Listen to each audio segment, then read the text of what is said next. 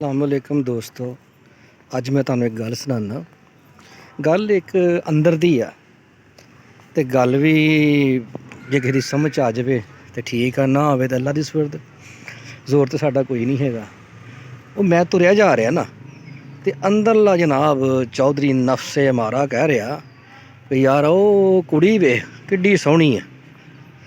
हैं मैं कह यार कुड़ी नूं देख, कुड़ी नूं क्यों देखा बई? हैं कहंदा जी बड़ी सोहनी है।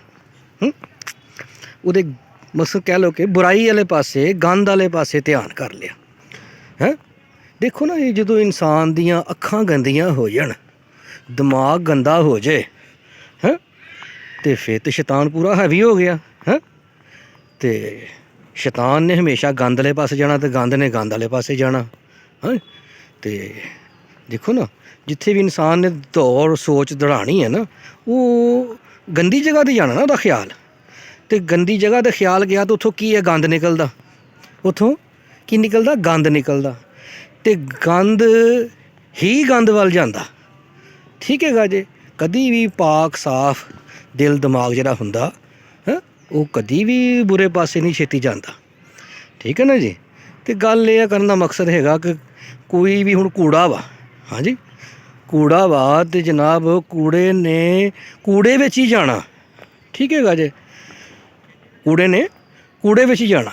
जेड़ा ते बंदा अंदरों पाक साफ है ना, ठीक है, जिन्हें अपना वेड़ा अपना दिल दिमाग अखां पाक साफ रख लियां, ठीक है जी, वो तो इंशाअल्लाह ताला जिस तरह कहते ना कोई फुल तोड़ के तो नहीं ना कूड़े सिट्टे जाते, फुल तोड़ के कभी भी कूड़े ते नहीं सिट्टे जाते। स्टेजां सताई जानियां, दरबारां ते चढ़ते आ, अच्छी अच्छी जगह ते हाफज़े कुरान दे गले च पैंदे ने। ठीक है जी। तो गल करने का मकसद कि फुल तोड़ के कभी भी खुशबू वाली चीज़ सोहनी चीज़ है पाक साफ चीज़ कभी भी कूड़े सिटांगे नहीं, कूड़ा ही कूड़े से सिटांगे, कूड़ा ही कूड़े च जाएगा। घरों कूड़ा इकट्ठा करो तां कूड़े ते जाना, तां कूड़े ते जाना, वो कूड़ा हो ना तो कूड़े ने कूड़े च जाना। ठीक है जी। तो गल ये करने का मकसद है कि यार असी अपने आप नूं कूड़े चों बाहर कढ़ लईए तो पाक साफ हो जाइए। पाक साफ हो के ठीक है अच्छे काम करिए, अच्छे हिसाब किताब रखिए, अच्छा ज़हन रखिए, अच्छी सोच रखिए। ठीक है, अच्छा हिसाब किताब रखिए तो फिर अच्छा ही होएगा। फिर फुल्लां वाले काम करांगे तो फुल्लां च ही जावांगे। ठीक है। तो जे गंद वाले काम करांगे तो फिर गंद च, फिर गिला तो नहीं ना कोई बनता है।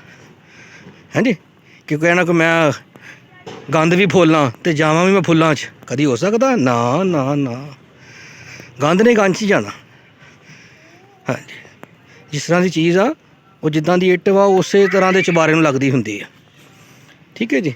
अल्लाह ताला सानू दोज़ख दी अग तो बचाए। ठीक है जी। अल्लाह ताला सानू नेक अमल करन दी तौफीक अता फरमाए, दीन ते चलन दी तौफीक अता फरमाए हजूर दा सदका।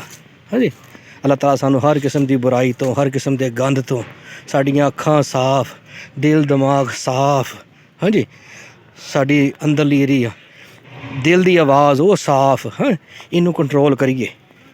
ठीक है जी। लो जी दोस्तों, थोड़ा जहा लैक्चर सिहाई दा चंगा लगा तो दुआ दे देना। बिस्मिल्लाह, जज़ाकल्लाह, अस्सलाम वालेकुम जी, अल्लाह हाफ़िज़।